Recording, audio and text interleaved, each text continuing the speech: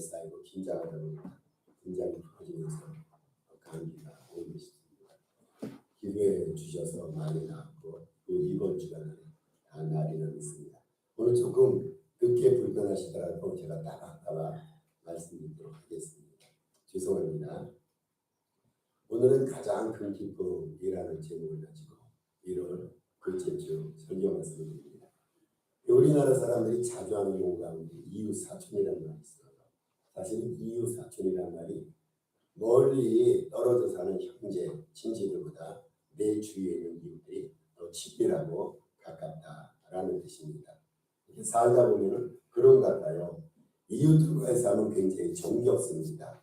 음식도 서로 주고받으면서 어려울 때 힘을 내고 도움이 되는 이웃들을 생각할 때 먼 곳에 떨어져 살면서 혈육이라는 이웃 때문에 그거 하나 때문에 어떻든 그거 하나 때문에 관련이 되고 살지만 멀리 떨어져서 대화가 없는 그런 형제 자매보다는 가까이 있는 이웃이 더 친밀하지 않는가 그런 생각을 합니다. 영어에도 이런 표현이 있죠. 여러분 아실 거예요. Out of sight, out of mind. 우리 눈에서 멀어지면 마음까지 멀어진다는 겁니다. 사람은 자주 봐야 됩니다. 자주 보지 않으면 지난날 아무리 친밀하게 지냈다 할지라도 멀어지는 것이 인지상정입니다. 금년도에는 저와 여러분, 또 여러분과 여러분 사이 여러분의 가족 지체들 서로 마음과 영혼의 소통을 누리면서 함께 이전보다 더욱더 친밀하고 더 아름답고 복된 관계를 유지하기를 바랍니다. 오늘날 개인주의, 이기주의가 팽배했어요. 사람들은 애써서 만나기를 원치 않습니다. 자기에게 어떤 소득이 없고 이익이 되지 않으면 구태여 이렇게 멀리합니다. 이것이 오늘날 살아가는 삶의 정세가 아닙니까? 이처럼 개인주의, 이기주의가 팽배한 이 시대에 우리가 서로 마음을 나누면서 함께 가까이하고 위로하고 격려하면서 친구되어 삶을 그린다면 얼마나 인생이 아름답고 좋겠습니까? 누군가가 이런 말을 했어요. 소중한 사람을 내 마음에 담고 사는 것이 진정한 행복이다. 여러분 혹시 소중한 사람 있잖아요. 그것이 배우자일 수도 있고 목사일 수도 있고 교인일 수도 있어요. 우리 주변에서 나에게 힘과 은혜를 주는 그런 사람일 수가 있습니다. 이 소중한 사람을 마음속에 담고 어려울 때마다 그 사람을 생각한다는 것은 아주 큰 행복이라 사료가 됩니다. 그래서 달리 행복한 사람이 아니에요. 나와 더불어 함께하는 나를 사랑하고 위해서 기도해주며 어려울 때 힘이 되는 그런 사람이 나에게 있다는 것이 이것이 큰 행복이라 생각이 됩니다. 우리들이 그런데 누구보다도 의지하고 가까워야 될 대상이 있습니다. 우리가 대답을 이미 알아요. 우리는 이웃과도 가까이 지내야 되고 마음속에 사랑하는 사람을 품고 행복한 삶을 살아가야 되는데 정말 예수 믿는 사람이 가장 가까이 하면서 마음에 담고 살아가고 의지해야 될 분이 있습니다. 우리가 신명을 다해 섬기는 우리 주님이십니다. 여러분 하나님과 가까이 지내는 것이 믿음 아닙니까? 믿음 여정이 뭡니까?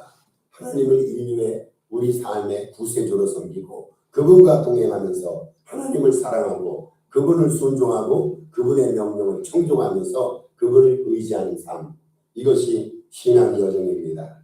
특별히 신명기 30장 20절에 이런 규절이 있어요. 내 하나님 여호와를 사랑하고 그의 말씀을 청종하고 그를 의지하라. 이렇게 말합니다. 여기서 세 가지 동사를 하나님과 우리 사이의 관계에서 세 가지 동사를 얘기하고 있어요. 우선 사랑하라는 겁니다. 청종하라는 겁니다. 그리고 의지하라는 거예요. 신앙생활하면서 이 세 가지 동사를 우리가 늘 기억해야 됩니다. 우리는 하나님을 사랑해야 됩니다. 하나님의 말씀을 들어야 됩니다. 청종이라는 거예요. 그리고 범사에 매사에 하나님을 의지해야 됩니다. 얼마나 귀한 동사입니까? 이게 믿음 생활이에요. 그런데 이 신명기 30장 20절 여호와를 의지하라 라고 한 규절을 지금 우리가 갖고 있는 성경에 이렇게 번역이 됐어요. 근데 이전에 우리가 갖고 있는 성경 있잖아요. 그거를 개역성경이라 말합니다. 이 개역성경에 보면 오늘 우리가 하나님을 의지하라 라고 번역된 이 번역을 뭐라고 했냐면 하나님을 부종하라고 했어요. 하나님을 부종하라. 여러분 하나님을 부종하라. 이 하나님을 부종하라는 뜻이 무엇이냐면요. 띄워주세요. 부종하라는 뜻은요. 히브리어로 다바크인데 연합하다, 밀착하여 달라붙다. 이러한 뜻을 지닙니다. 우리가 하나님 앞에 연합하는 거 이게 믿음이에요. 하나님 앞에 밀착하여 달라붙는 거 이게 바로 믿음이란 말이죠. 성경은 그러한 원어의 정의를 통해서 믿음이 뭔가를 우리에게 알려줍니다. 여러분 그러면은 우리가 얼마만큼 하나님 앞에 밀착해야 될까요? 그저 한 1m 정도로 가까이 다가가야 될까요? 예전에 거리두기가 있었죠. 거리두기. 지금도 마찬가지죠. 코로나가 발생하면서 우리가 신물나게 들어왔던 용어가 한 가지가 거리두기입니다. 가까이 있으면 안 됩니다. 누가 바이러스 가졌는지 모르기 때문에 우리는 일정 거리를 둬야 됩니다. 그런데 코로나 바이러스를 격퇴하면서 코로나 바이러스로부터 자유함을 누리기 위해서 우리가 물리적인 거리두기를 해야 되는데 하나님과 우리 사이에 거리두기가 있어야 되겠습니까? 여러분 하나님을 1m에 떨어뜨려 놓고 내가 하나님을 믿습니다. 이것이 진정한 믿음일까요? 하나님과 우리 사이에는요 거리두기가 없어야 돼요. 거리두기가 없을 뿐더러 하나님을 우리가 부정해야 됩니다. 하나님 앞에 밀착하여 달라붙어야 됩니다. 그러면은 어느 정도로 우리가 하나님 앞에 밀착해야 되는가? 이런 얘기가 있어요. 슈퍼 아교 있지 않습니까? 아교 접착제. 아마 여러분 써보셨을 거예요. 이 두 물체, 이것이 마분제라고 좋고 떨어진, 깨어진 두 물체를 접착을 시켜가지고 하나의 물체로 만들기에 가장 좋은 접착제가 슈퍼 아교였단 말이죠. 강력 접착제란 말입니다.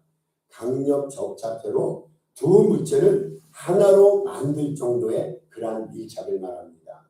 하나님과 우리 사이가 그런 관계가 되어야 돼요. 하나님과 우리가 접붙임을 당해서 밀착이 됐어요. 그 다음에는 그 누구도 우리 둘 사이를 떼내고 싶어도 떼낼 수 없을 정도로 하나님과 밀착하여 달라붙는 관계를 부종이라 말합니다. 그런데 성경에서는 믿음 생활을 부종하라고 말하고 있어요. 믿음 생활이 뭐라고요? 하나님을 사랑하는 겁니다. 하나님을 의지하는 겁니다. 다시 말해서 하나님을 부종하는 겁니다. 그리고 하나님의 말씀을 듣는 하나님을 청종하는 겁니다. 이게 믿음 생활의 전부예요.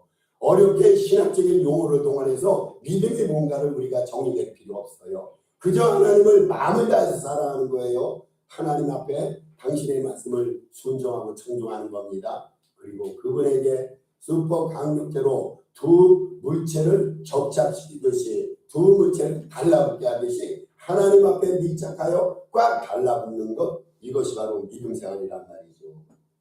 여러분 우리가 주님과 교제하지 않는다면 가정입니다. 우리는 주님과 교제하면서 우리는 주님 앞에 부정한 삶을 살아가는데 만약 우리가 주님과 교제하지 않는다면 그 인생은 무의미합니다. 하나님과 함께 하지 않는데 인생에 과연 행복이 있을까요? 예를 하나 드리겠습니다. 이스라엘 백성들에게 소원이 있었어요. 가나안 땅에 들어가는 겁니다. 그런데 이스라엘 백성들이 가나안 땅에 들어가기를 원하면서도 이 사람들이 하나님의 말을 안 듣는 거예요. 하나님이 제일 싫어하시는 것이 우상 숭배인데 우상을 실제로 설계했어요. 하나님이 너무 화가 나신 거예요. 당신의 선택한 백성이지만 하나님의 말씀을 너무 안 들으니까 이스라엘 백성들에게 하나님께서 심판을 하셨어요. 심판을 하시는데 어떤 심판을 하셨는 줄 압니까? 하나님께서 이런 심판을 하셨어요. 너희의 꿈이 너희의 목표가 가나안 땅에 들어가니까 내가 보내주겠다. 가나안에 들어가라. 그 다음에 주님의 심판은 내가 너희와 함께하지 않겠다. 선언하신 거예요. 가나안 땅은 주겠다. 그렇게 원했으니까 원하는 거 주는데 앞으로 너희와 함께하지 않겠다. 여러분 한번 생각해 보세요. 주님께서 동행하지 않는데 약속의 땅이고 축복의 땅이고 그게 의미가 있어요. 가나안 땅이 아무리 좋은 땅이라 할지라도 주님이 거기 안 계신다고 그러는데 여러분 과연 그것이 행복일까요? 우리가 열심히 일했어요. 업적을 쌓았어요. 공적을 쌓았어요. 성과물을 얻었습니다. 그런데 주님이 함께 하시지 않는다면 과연 그 업적과 그 성과가 인생의 의미이고 행복일까요? 그렇지 않아요. 주님과 깊은 사귐 없이는요. 신앙행위와 선행과 봉사와 심지어는 예배행위도 형식이고 헐에 불과합니다. 오늘 우리가 예배 드릴 때 우리는 한 가지로 확신하면서 예배를 드리고 있어요. 이 자리에 우리 주님이 함께 하시고 확신합니다. 함께 하셔서 주님이 예배를 받아주시고 예배 시간에 하는 문을 열어주시고 신령한 축복과 은혜를 우리에게 주신다는 것을 확신하면서 예배를 드리는 거예요. 우리가 교회당에 나와서 예배를 드리는데 하나님 우리와 더불어 안 계셔. 하나님 우리와 동행하지 않아. 라고 생각하면서 예배를 드린다면 여러분 이 예배가 허시 이것이 형식이고 위선이 아니든가요? 하나님이 함께 하시지 않으면요 그 무엇도 허식이고 위선에 불과합니다. 주님이 이렇게 선언하셨어요. 성경에 등장하는 귀대한 인물 가운데 야곱을 우리는 잘 압니다. 이스라엘 12지파의 아비가 됩니다. 여러분 그럼 물어보겠습니다. 야곱이 정말로 인간적으로 그렇다고 바람직한 사람입니까? 사나이, 여러분 우리가 사나이라고 그럴 때 사나이가 갖고 있는 그 사나이의 품성과 본질을 야곱이 갖고 있습니까? 그렇지 않아요. 야곱은요 거짓말 참 많이 했어요. 남들을 많이 속였어요. 심지어는 야곱은요 그 아버지를 속였어요. 자기 형을 속였습니다. 삼촌을 속였습니다. 야곱의 일생은요 거짓과 속임의 삶이었어요. 성경에 등장하는 인물치고 저는 야곱처럼 교활한 인물 사실은 못 봅니다. 차라리 하나님을 믿지 않았던 에서는 남자다워요. 떳떳합니다. 그런데 야곱은 하나님을 믿는다면서도 거짓에 능한 사람이고 개교와 모략에 능한 사람입니다. 그런데 야곱을 가르쳐서 성경은 12지파의 아비라고 말합니다. 왜 그렇습니까? 성품이 좋지 않고 거짓을 일삼았던 사람인데 어떻게 그가 12지파의 아비가 됐을까요? 여기서 우리는 신앙의 교훈을 배우는 거예요. 세상적으로 인격적으로 조금 못했다고 부족하다 할지라도 야곱은요 하나님을 평생을 통해서 붙들고 살았어요. 하나님 없이는 못 살았어요. 이게 야곱의 특징이었어요.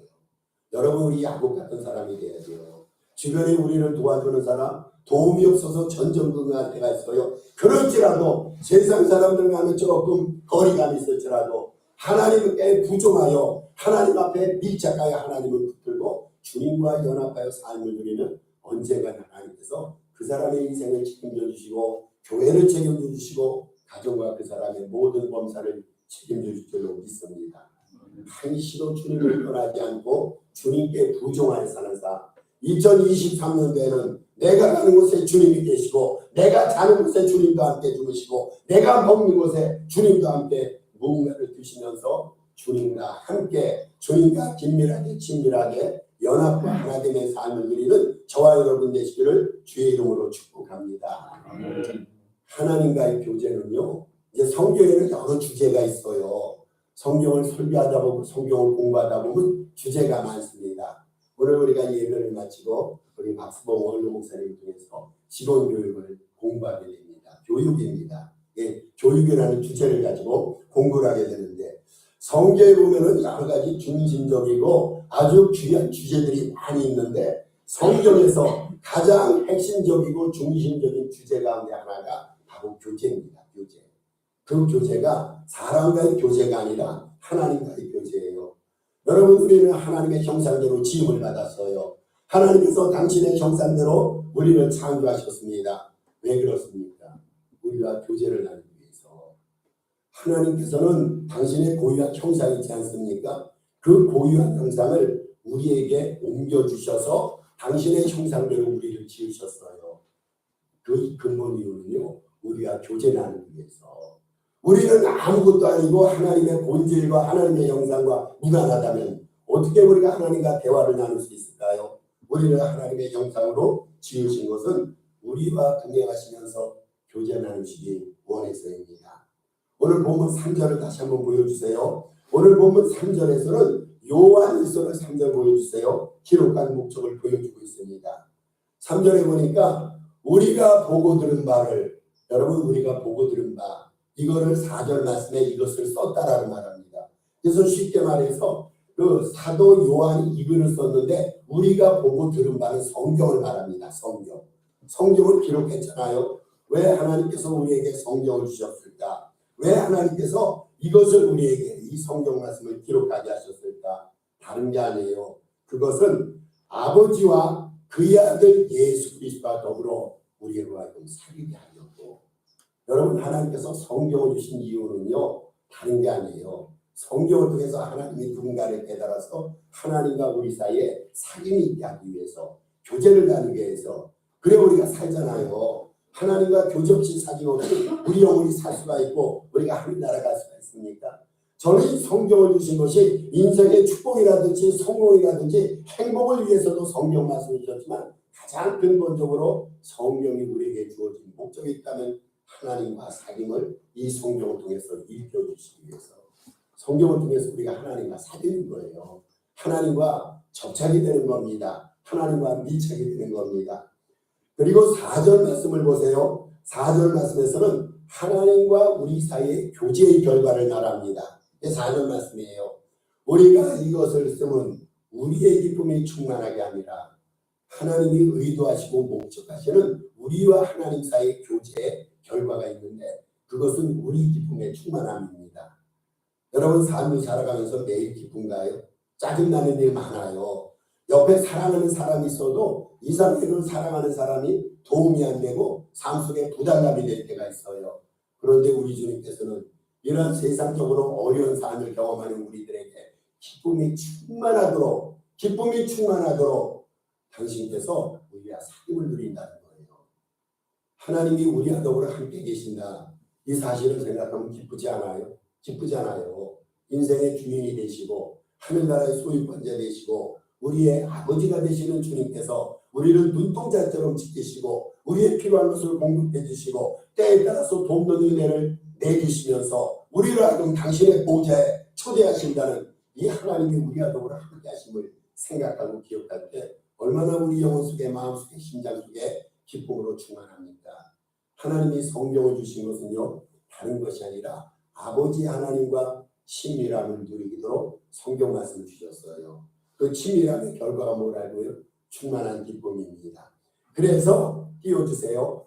오늘 본문 말씀을요 지겹게 정리할 수가 있어요. 오늘 요한일서 1장 3절 4절 말씀을 이렇게 두 가지로 정리합니다. 하나님께서는 우리와 교제하기를 원하셔서 말씀을 기록해 주셨다. 여러분 정말로 우리가 하나님과 교제하기를 원한다면 그래서 이 말씀 속으로 우리가 들어가야 돼요. 두 번째, 우리가 하나님과 교제하게 되면 기쁨이 충만할 거다.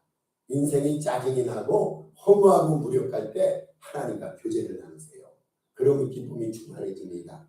하나님과 어떻게 교제를 이룬다고요? 말씀 속에서 말씀을 통해서 하나님과 교제를 이룰 때 우리 영혼 속에 기쁨이 충만하게 됩니다. 이것이 오늘 본문 말씀의 교제가 됩니다. 그리고 설교 제목에 가장 큰 기쁨이라는 제목이 됩니다. 그러면 하나님과 교제를 나누기 위해서 세 가지 교제를 나눌 수 있는 조건들을 세 가지로 설명해 드립니다. 첫째로 말씀을 깊이 묵상하는 거예요. 말씀을 깊이 묵상하는 겁니다. 예수님이 사랑하셨던 두 여인이 있어요. 여기서 사랑이라는 것은 하나님의 사랑을 말합니다. 마리아 자매, 마리아와 마르다를 예수님은 너무 사랑하셨어요. 그래서 예수님께서는 저들이 사는 베다니 동네를 자주 방문하셨어요. 그런데 두 사람 가운데 누구를 예수님이 더 선호하시고 사랑하셨을까요? 마리아입니다. 마리아. 이유는 뻔합니다. 무슨 이유냐면은 마리아는 예수님의 발 아래에서 주님의 말씀을 들으면서 주님과 친밀함을 누린 거예요. 근데 마르다는요 예수님 앞에 음식을 제공하기 위해서 부엌에서 예수님과 떨어진 부엌에서 음식 만들기에 골몰합니다. 음식을 만들다 보니까 일손이 딸리니까 짜증이 나는 거예요. 근데 마리아는 주님 발 아래에서 기쁨을 느꼈거든요. 그때 예수님께서 뭐라고 판단하셨습니까? 이 세상에서 가장 좋은 선택을 마리아가 했다고 말합니다. 가장 좋은 선택이 뭐라고요? 하나님의 말씀을 듣는 거예요. 주님의 말씀을 듣고 성경을 묵상하고 성경을 삶 속에 적용하는 것보다 더 아름다운 선택과 더 아름다운 신앙의 의미가 있을까요? 하나님과 사귐으로 교제를 나누려면 우리는 말씀을 깊이 묵상해야 됩니다. 두 번째로 교제를 나누려면 기도에 몰입하는 거야.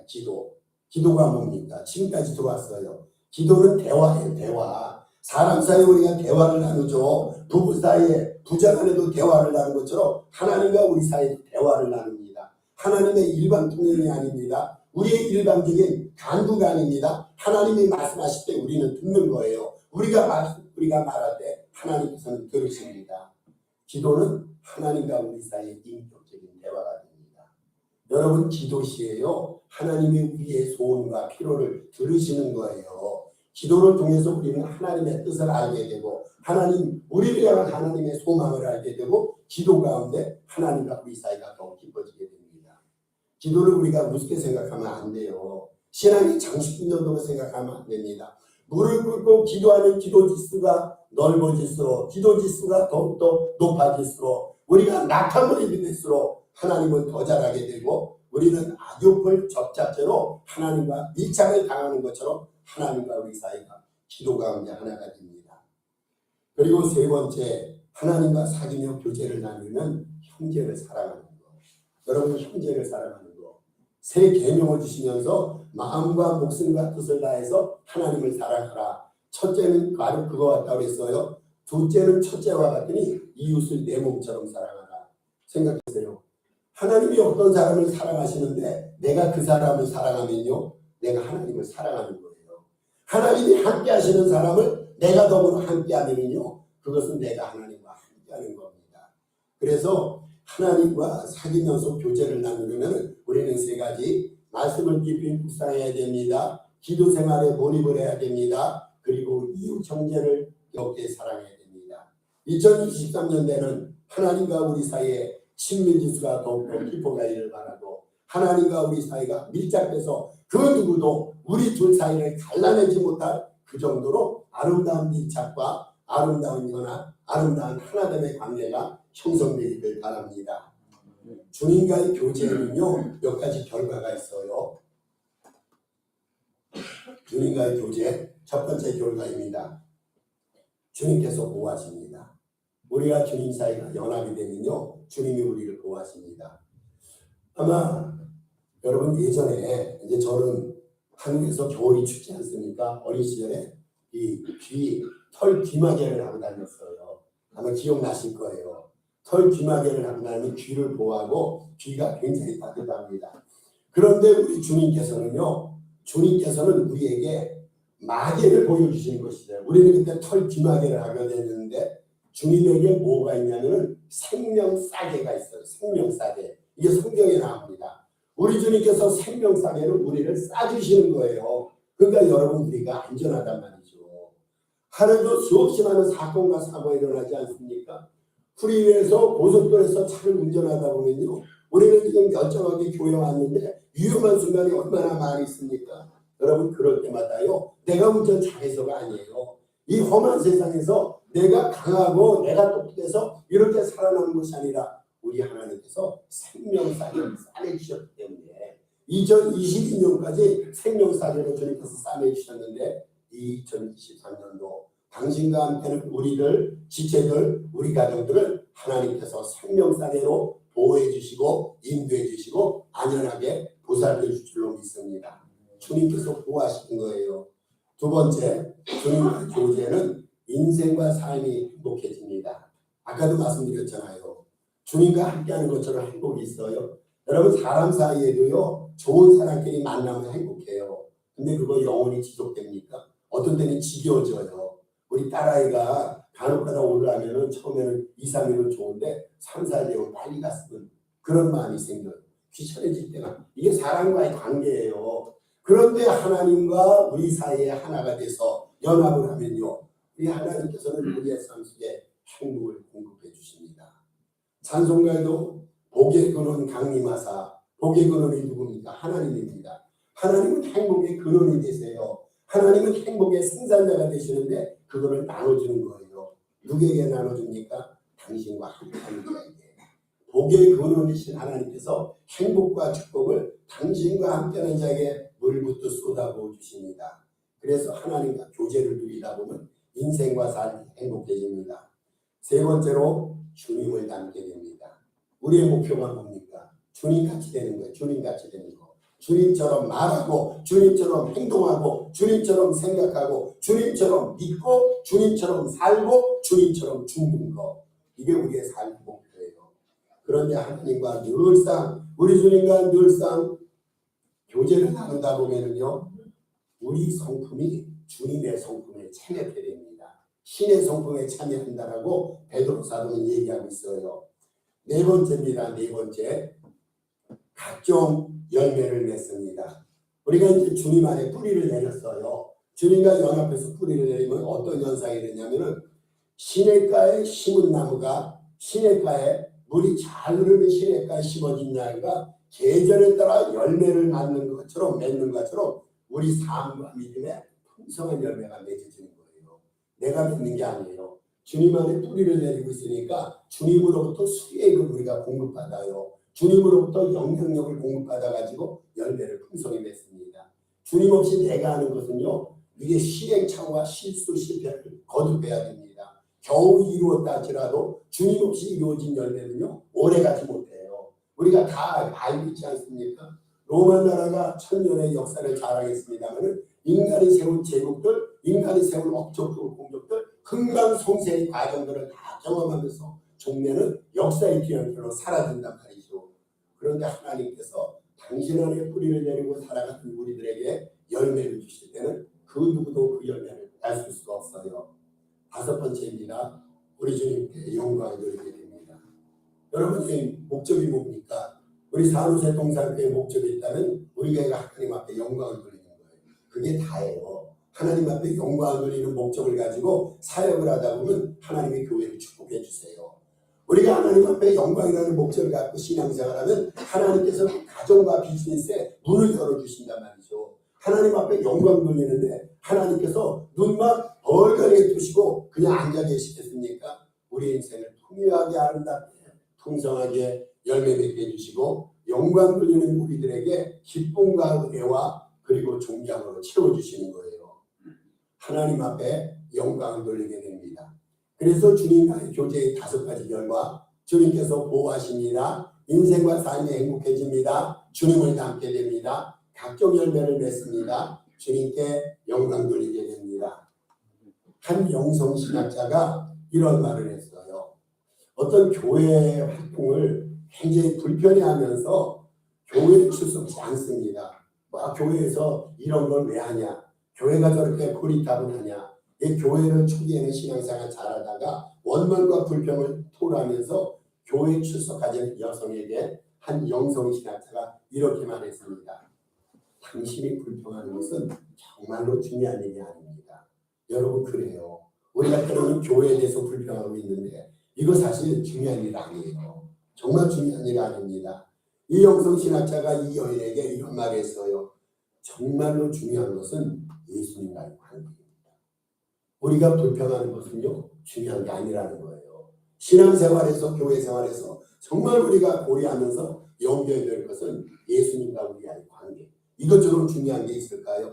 원망하고 불평하고 비난하는 거 이건 내려놔도 아무 지장이 없어요. 그런데 우리 주님과 관계가 끊어지게 되면 그 이후로부터 우리의 영성이 끊어지게 되고 하나님의 축복이 끊어지게 되고 주님을 닮는 우리의 신앙 목표가 사라진단 말이죠. 정말로 중요한 것은 예수님과의 관계입니다. 그래서 이 영성신학자가 이렇게 말했어요. 이제 5분 동안만이라도 우리 주님과 교제를 나누면서 기도해 보세요. 그러면 인생이 달라질 거예요. 교회에 대한 시선이 달라질 거예요. 사역자와 성도들에 대한 원망 불평이 사라질 거예요.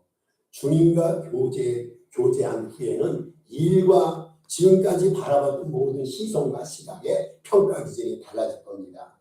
이렇게 조언과 충고했단 말이죠. 여러분 인생의 최고 행복은 뭘까요? 말씀을 결론 짓습니다. 우리 인생에 최고 행복이 있어요. 최고 축복이 있어요. 시편 73편 23절에 하나님께 가까이 함이 내게 복이라 말합니다. 뭐가 행복이라고요? 하나님과 가까이 하는 것. 기억하시기 바랍니다. 시편 144편 15절에 여호와를 자기 하나님으로 삼는 백성은 복이 있도다. 누가 복 있는 교회고 누가 복 있는 성도입니까? 여호와 하나님을 자기 하나님으로 삼는 교회 백성이 행복하고 축복받는 백성입니다. 우리 주님과 교제를 나누면서 주님의 임재 속으로 깊이 들어가 영원히 풍성하고 삶이 기쁘고 풍성해지는 그러한 복된 2023년도를 살아가는 저와 여러분 되시기를 주의 이름으로 축복합니다. 우리 주신 말씀 생각하면서 한 2분 정도 기도하겠습니다. 오늘 여기 2023년도 1월 기도 제목이 있습니다. 합심해서 기도합니다. 아버지 하나님 감사합니다. 오늘 주님과